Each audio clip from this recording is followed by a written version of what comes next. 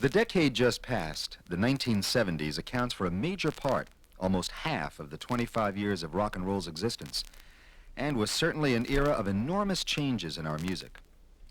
Of all the music makers of that decade, David Bowie is one of the few major artists to have been through it all, and I dare say to have gone through many changes of his own. We asked David to select a group of recordings of the music of the 1970s that he feels best explains the unfolding of the recent... David, the first thing I think we ought to do is maybe put a setting on the 70s and where you were as the previous decade turned back in 1969. Ooh. Okay. What I remember more than anything else, I was very much a London person. So what I was doing a lot of media in the late 60s, which doing stage shows and throwing as many you could, really, using film and poetry and dance and I suppose. Bands like Tyrannosaurus Rex were involved, who later became T-Rex. Crazy World of Arthur Brown, of course, was a very big, important band on that circuit at the time. I think everybody got up very late, about 11 o'clock. I remember my room looked like something from a Caligari set. Everything was sort of drawn expressionist style. Everybody wanted to be like Picasso and Dali and put belladonna in their eyes, make them go red and go out with black capes on. We were very influenced by Syd Barrett, I think. He was a big influence at that particular time, just at the breakover, because already that was all falling apart with Pink Floyd, but Barrett was still remembered as being the one that was in touch. Nail polish and all these black capes and sort of the Phantom of the Night kind of figure, kind of like the Morrison thing over here. Trigger Point, that's, as the English always do, we got very theatrical about it and evolved this other thing, which eventually in the early 70s became glam rock, I suppose. Mm-hmm. Out of that flower power thing came the mixed media events, which in turn got very art schooly in theatre and rock. I think the people that I was knocking around with, which they were mainly painters and musicians anyway. Mm-hmm. So we sort of thought, because it really didn't mean as much in England, a whole different social... Was the impetus Absolutely. Of it in America, all that involved in? Well, we are a bit indifferent, but that indifference did produce a sort of a really great energy in London at the time. It was a very exciting period. Musically, I think it's probably fair to say that as far as American audience, most people became aware of you and your work through Space Oddity, yeah, which actually became popular in the United States several years after its English debut and its popularity in England. 18 months or something before it did anything at all anyway. It's an extraordinarily slow record, a real sleeper. Is it a record that you can still listen to and feel? By all the synthesizers, I like it as a tune. I like the lyrics, and it's nice to perform just with a very small band, just piano and guitar.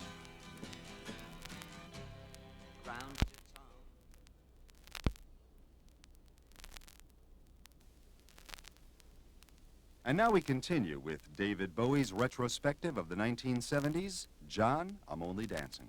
Your own following Space Oddity hit for yours took a whole lot of various turns as you traveled through the 70s. And I wonder if you can think back to the early part of the decade and the kinds of things that were influencing you musically and why your music took the turns that it did in the early part of the 70s. Well, again, going, as I said earlier, against that whole thing about flower power and the whole humanism approach, I wanted to completely reverse that and backstep and try some kind of strange micro. The human element had been taken out where we were dealing with a technological society, and that started that particular stream of thinking for The Man Who Sold the World. That produced that kind of music, where I got involved with robots and synthesizers for the first time. Was my foothold on what I was to do later. Is there a tune on The Man Who Sold the World that would best represent what you're talking about? I suppose Savior Machine.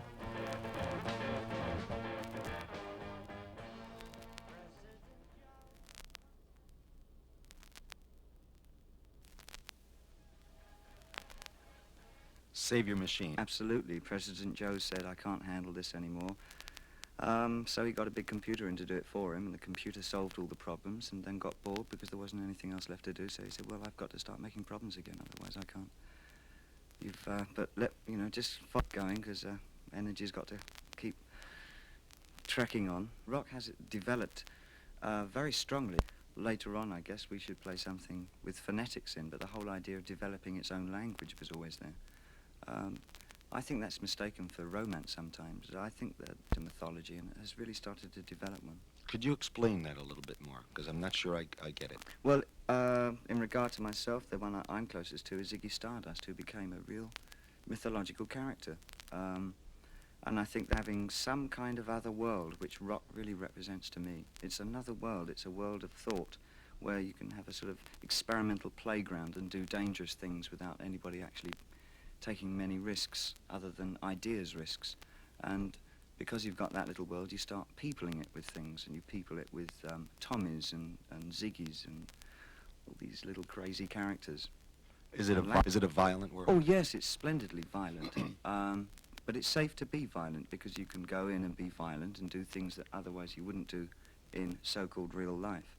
But you can do those things in music. You can take those chances and create accidents. And the only thing that happens is interest. There are those critics who say that the Ziggy Stardust album and the Spiders from Mars, some critics say that that's still the peak of your creative expression through music. That is your greatest work so far. Would you agree? Some critics don't know death is old-fashioned. Well, yeah. But again, to ask the same question, is it an album that you can still, you know, hear on the radio if you happen to turn a station on and feel good and proud of that work? Oh, yes, I can live with that. I liked it very much at the time, and I got liking it. I think if I'm writing something new, I dislike it intensely, but when I finished writing or finished recording, I can look back at the work I've done and be fairly non-objective about it. I can listen to it as just music and not part of me. But when I'm writing, all the music I've ever done becomes part of me again, and I constantly loathe it. Is that why Ziggy became kind of a problem for you in a way? Very much so, I think, yeah. He did dominate a lot of the early albums, really. It took at least Aladdin Sane to get rid of him. But he dominated more than just your music, though. He really dominated you, in a sense. Ziggy did, Yes, did not? yeah. I was quite... But, of course, it got to a stage where it was unbearable, where I really found it hard to shake him off. I guess this would be a good point to play something from Ziggy Stardust and the Spiders from Mars. How about that? Yes. Do you want me to choose something? Absolutely. It's your show. Oh, God. I mean, I can make suggestions. What are your suggestions? Well, I mean, Suffragette City is a song that I never get tired of hearing, either on the record or when you do it on stage. It's still a highlight on a stage show, and it's a powerful piece of rock and roll. Example of that album.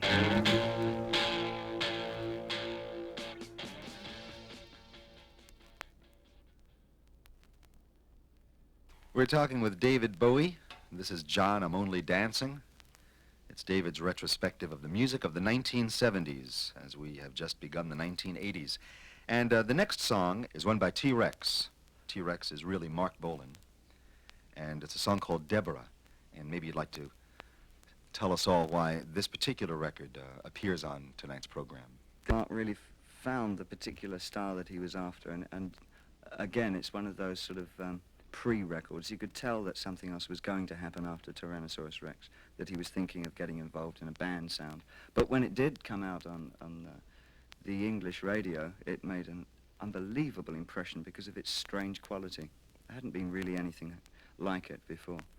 Maybe you can explain to our American audience tonight who are not that familiar with Mark, not everyone is that familiar with Mark Bolan's work, T-Rex, even though they were enormously successful in England. Yeah, well, in fact, in England and the rest of the world, from Europe to Japan, they were the biggest thing since sliced beetles. I mean, they were it, no doubt about it. And For some reason or other, not in the U.S., though. Absolutely no idea why. I mean, but at that time, I was unfamiliar with the States, so it would be hard to say why. Again, because I think everybody was pretty serious over here about their music, and Mark's sort of defiant sort of attitude and very sort of phase stance was a little bit objectionable to the majority of record buyers in America, who still wanted a very serious thing going, I think. And you think that this song, Debra's work at that time? And how, again, it helped to change the whole feeling about music in the early 70s, definitely. Well, it was not long after that, just a few years after T-Rex recorded that Mark Bolan met a very early death in an automobile accident in London, I believe. Yeah, yeah. I assume that you feel if Mark had not died in that crash that he would still be making very formidable music today and be part of the whole, to use an overworked term, new wave. His death was that the time he died, a lot of interest was suddenly being shown in what he was doing, and he again was being adopted by a lot of the new bands as somebody who had influenced them. And it was just also tragic that he died at that particular time. He was just going into the studio to record a whole new batch of material. Absolutely ghastly. Do you remember the year that Debra was made by T-Rex? No. No. I asked you only to wonder what the music that you were past your Ziggy Stardust period, and into let's see, what did come next? Well, you'll have to put shape and year to these things because I'm not very hot on it. For me to do a retrospective of the 80s or the 90s or something that can fantasize on who's been playing and what's been happening. Throbbing Gristle at #1. Well, let's take a moment. Prognosticate for a moment. Oh, At least no, not as far as music goes. short term. Short term. Oh, I think that the practicality all over again. I quite easily foresee a lot of very strange, almost what would have been called avant-garde theatre appearing with some of the new bands, especially the art school bands that are appearing. A Devo, and even Klaus Nomi, the New York underground singer. I think that there will be a re-emergence of some theatricality in a very strange, bizarre form. But well, then there are really two things. Very diversified forms of music. Yeah, there seem to be those two very different things happening. One is a reversion back to very unpretentious rock and roll, and the more very glamorous pretentious and the music. Would you think pretentious is? I always thought that I really wanted to start a whole new school of pretension. I mean, that was I think I succeeded incredibly well. A little bit of art school, a little bit of theatre. Anything to keep it completely tasteless, really. Let's think about the next record on the list, which is an interesting selection. It's not. It's very hard for me to find the records that were indicative of the 70s as far as I was concerned. There's such a lot, and in this short space of time I've just probably picked some very obvious things, but important points in 70s for me anyway that I thought were musically happening. The European electronics in the early 70s as well, producing some bands like Neu and Kraftwerk, of course. And I guess that this particular piece by Kraftwerk was the first thing that the American public heard, and it became obvious that there was yet another sound happening in Europe. We're referring to Autobahn by Kraftwerk. Autobahn by Kraftwerk.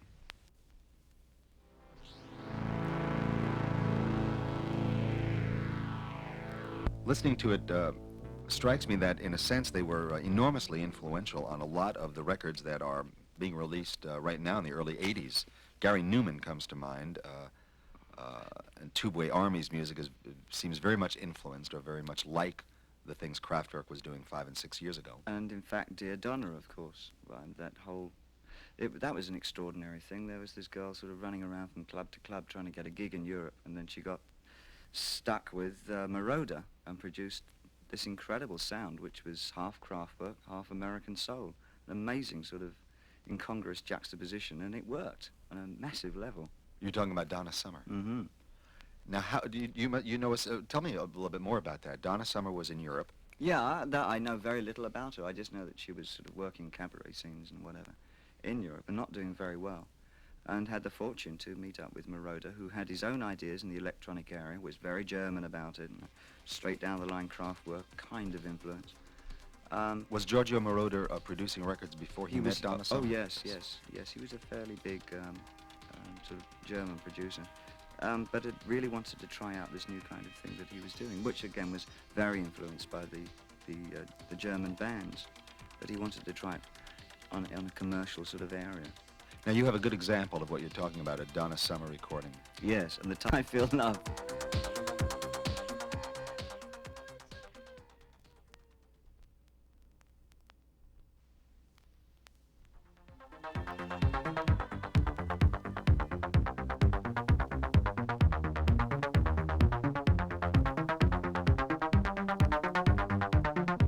loved the early Donna singles. I thought they were terrific. Challenge and very courageous. I loved them. I thought they were terrific. And she deserved all that success.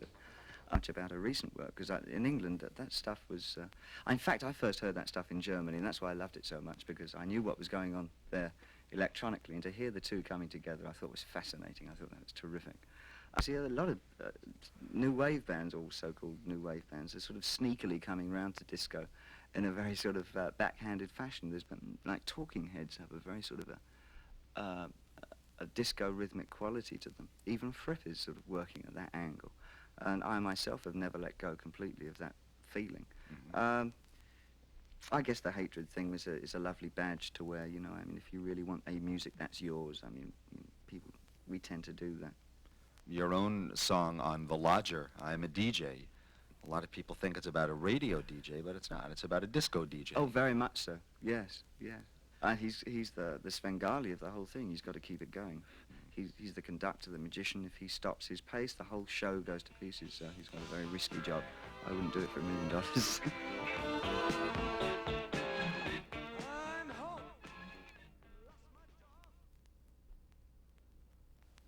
The program is called John, I'm Only Dancing, and it's a retrospective of the music of the 1970s with David Bowie.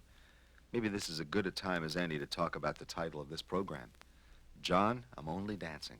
We were just talking about dancing and Donna Summer and disco. You have a record out now. Yeah. Came out recently called John, I'm Only Dancing. Yes. But it's an old record, isn't it? Well, they're sort of out of... It's an old new record. It's an old new record, right indeed. This is something I've only put out 15 or 16 times so far. It came out first in the early 70s with one particular mix, and I dug it up again a few weeks ago. And it was another mix, and it was a very loud, straight off the faders kind of mix, and I thought, well, that would be nice to put out. And then RCA themselves found this disco version that I sort of shelved, that I'd done at the time of Young Americans, and so they decided to put the two out at the same time. The disco one, I think, is particularly interesting, outrageously funny, looking back at it now. So is it an outtake from the Young Americans album? It's an outtake, yeah, it's an outtake. We thought, well, it's sort of too sort of dancey. So I'm glad we sort of kept it back, really. Would you play it for us now? Oh, certainly, yes. This is John, I'm Only Dancing.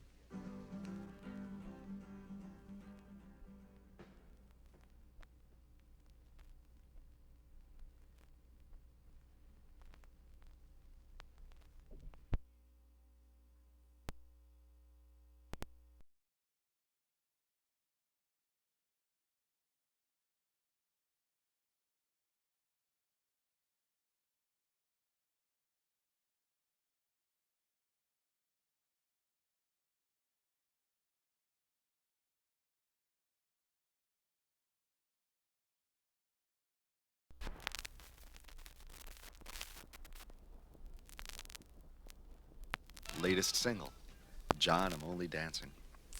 Let's go back into the 70s again and talk about this next, which is a record by some very, very important people involved both in the music of the decade and certainly in Europe. These guys I first met at a small gig in England around 73, 74, something like that. They're called Roxy Music.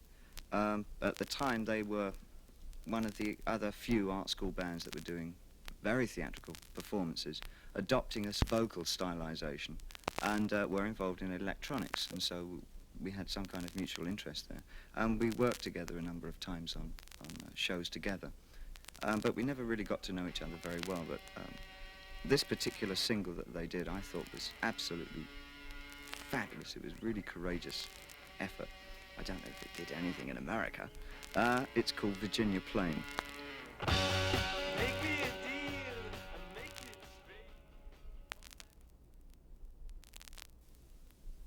Listening to Virginia Plain, it's interesting, pretty sure of these dates, was released 1973/74.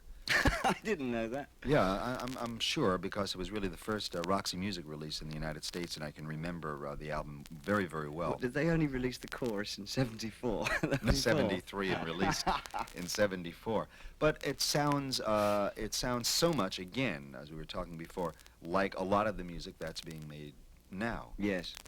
And I guess that's what they mean by when they talk about people who influence other people. Absolutely. Oh, yes, I think Roxy Music were yet another of the many bands that were, I suppose, when you get onto the hard extremes of the new wave, when you get to the punk level of it, I guess Iggy Pop has a lot to answer for.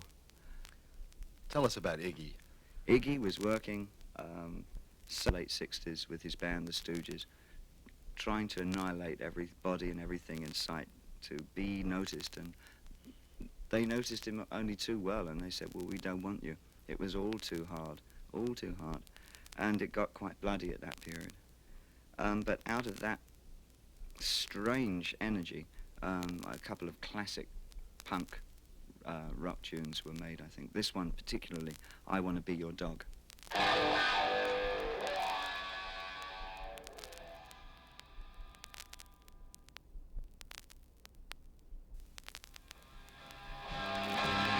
Iggy Pop, and I Want to Be Your Dog. Iggy's from Detroit, is he not? Bet you like Camp, in fact. He was, I think that was where he was born. Interesting to note that the punk movement is generally pinned on England. Yes, well, I think, I really feel that Iggy had an awful lot to do with it. And the whole look of his band, the whole feeling, what they were saying, the way they were, they wouldn't tolerate anybody.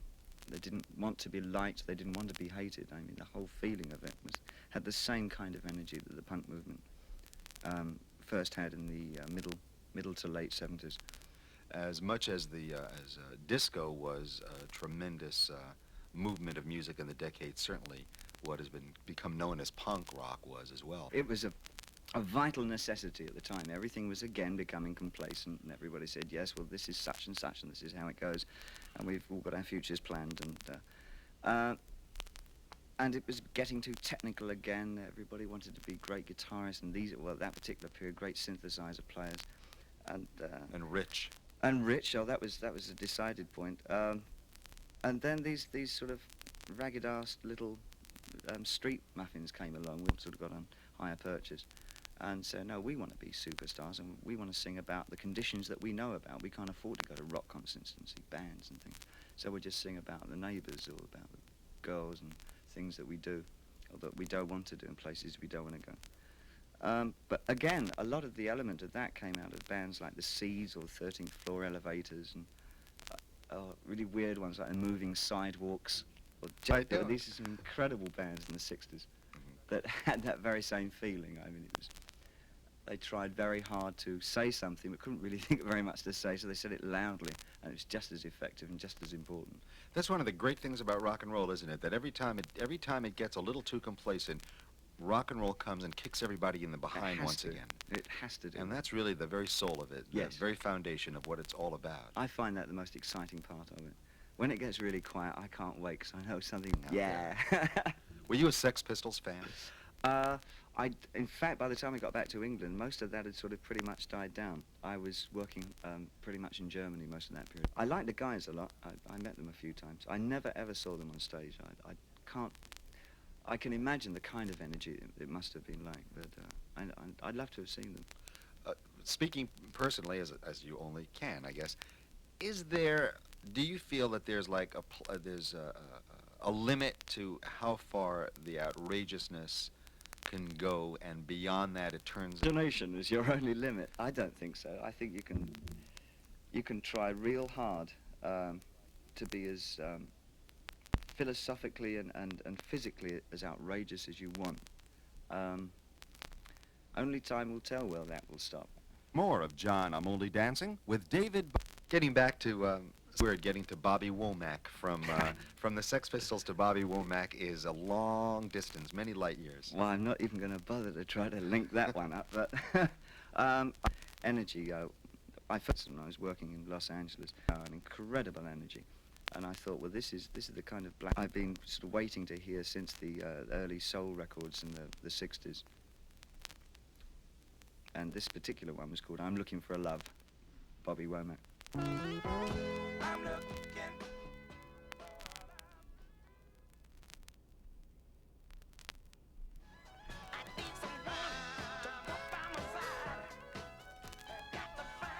The Donna Summer record and the one we just heard from Bobby Womack are, I believe, the two black artists that we have. I got one more. Oh, that's right. I got one more. I think this one is very important in its own way. This one is by Ann Peebles, and the very start of this was also a sign of the shape of things to come, because it's really the first time that you heard American soul against this kind of strange little...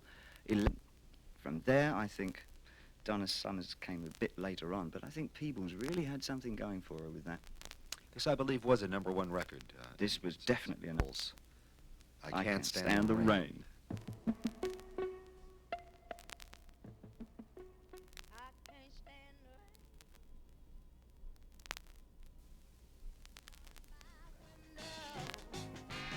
There's one record of yours that we must include in the show, my personal favorite of mine, and also because there are very, very few people who have co-composed and co-wrote music with John Lennon, and you have the dubious honor of being one of them. You and Paul McCartney, that might be it, I think. Yoko Ono, I think. And I guess Yoko, yes, Yeah. by all means. But Fame was one of the big records of yours in the 70s. Yeah. Can you remember, can you tell us something about the experience of doing that song with John? Really, he came into the studios one evening or afternoon, I can't remember which that was, and we were sort of floored a bit. We hadn't got any more material left. Vamp of an old rock song called Foot Stompin', which I believe was originally by the Flares years and years ago. And Carlos Alomar developed a riff. Carlos is my rhythm guitarist. He developed a sort of a riff for it, which was really a lovely piece of work. And John and I just started improvising on that. We kicked out those royalties, and we put our own sort of tune to it. Fame. It came out of John's going, aim. I think he was saying aim in the beginning. Aim. Then that became Fame, and then we sort of wrote the verses afterwards. It's a wonderful sounding record. They're very fast. The whole thing was written in about 15 minutes.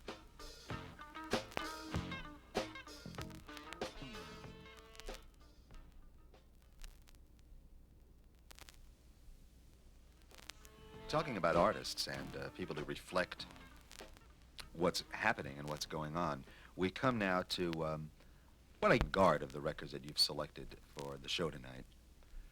I'm talking about Philip Glass, and I'd like to hear some words about Philip and about the song that you're going to play for us. Philip is a very strange way of writing. The things that I've always liked about his music is that he builds on one kind of riff and just carries it on, changing it very slightly all the way through.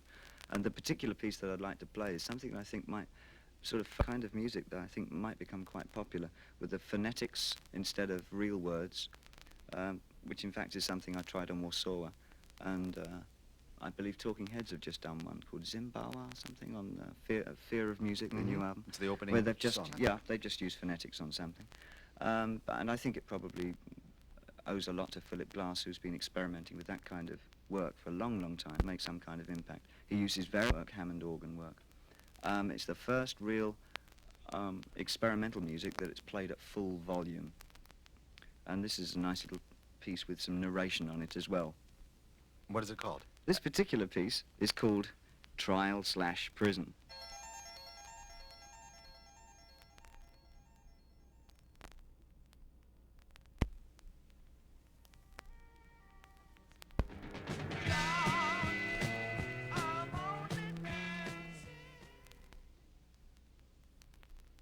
Think that music like this could one day soon, as our whole musical horizons expand and we become more and more accustomed to music like this, be pop music?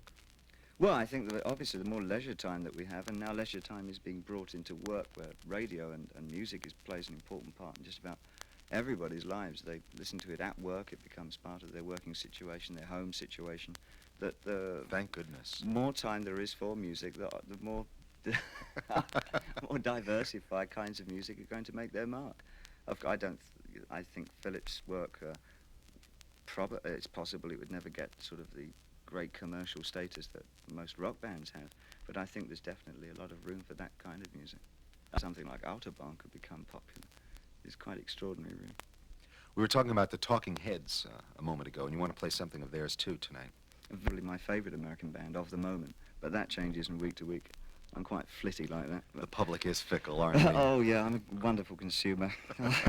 Yeah, this is a particular track I've always loved. It always makes me feel very sad. It's called Don't Heads.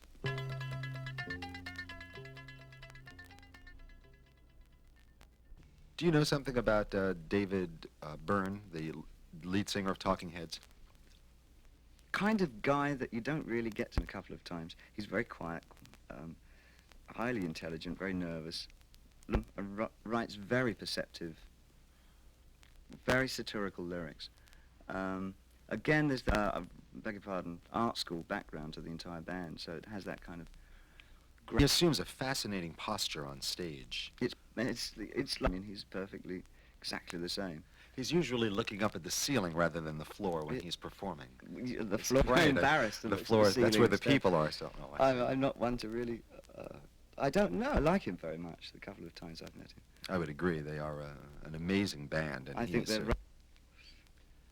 When the time comes for you to make that journey again from city to city and work live, whether you wouldn't get to a point where you could let your imagination run rampant. Bowl of ice cream. I'm not contributing. Sitting on a chair. That's right. Just a stool and a black backdrop. Pretending to be John Cage. I think that's the time. Fall of 1980. Yeah. Do you think it will be an elaborate show? Elaborate, only out of necessity, if it's necessary to do something like that. I'm trying to devise an actual piece for the next thing I do. I don't think I'm very content at the moment in just sort of trotting out the songs on the record, so to speak. I'm losing my interest in doing that yet again, and I don't want to retire again. It's so passé, and I've done it 3 times now, and it doesn't really work, so I'll have to sort of do something I really feel happy with theatrically, I suppose. I've only done one really elaborate show, and that was the Diamond Dog show, which had an extraordinary amount of paraphernalia attached to it.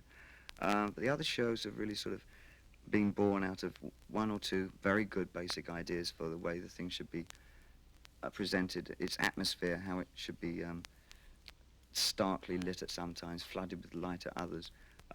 So I think I'd like to try and settle down to playing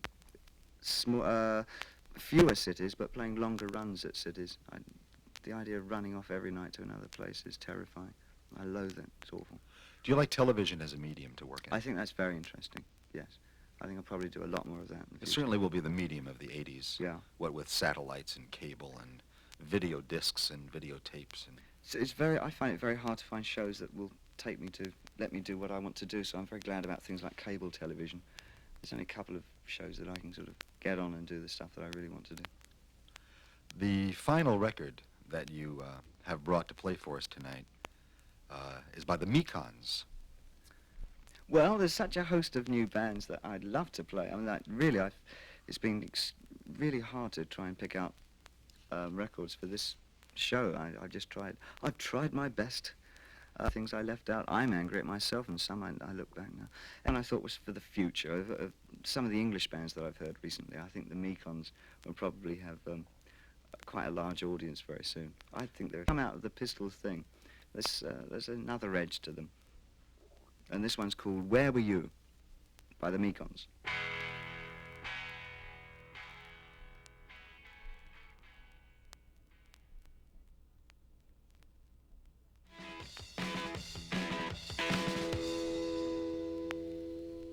Was that record a big hit in England?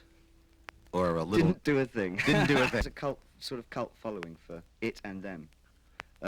Some other bands, of course, that are equally as important, but the pop group, Gang of Four, oh God, the Raincoats.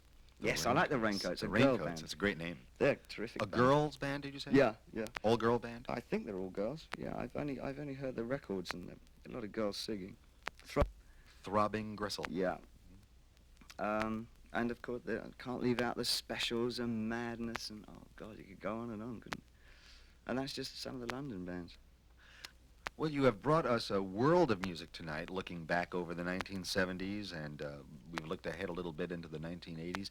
Uh, are you yourself still just as involved and just as excited about music and about your work, or is there a touch of boredom setting in yet, or? I think as long as I stay outside of the business areas of it, as long as I keep far away... Actually, if I keep far away from all the places that are so-called music centres, I feel quite happy, because then I sort of refocus on other things outside of music.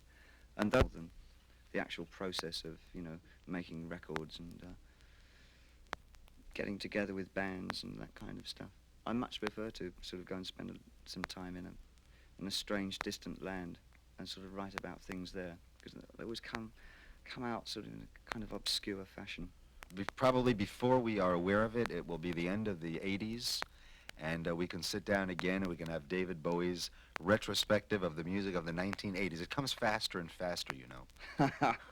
So I'm told. So I'm told. Thank you very, very much. This is a fascinating evening. It's a shame that we didn't have more time to play a lot more things, but it has been fascinating. Certainly has been. Thank you very much.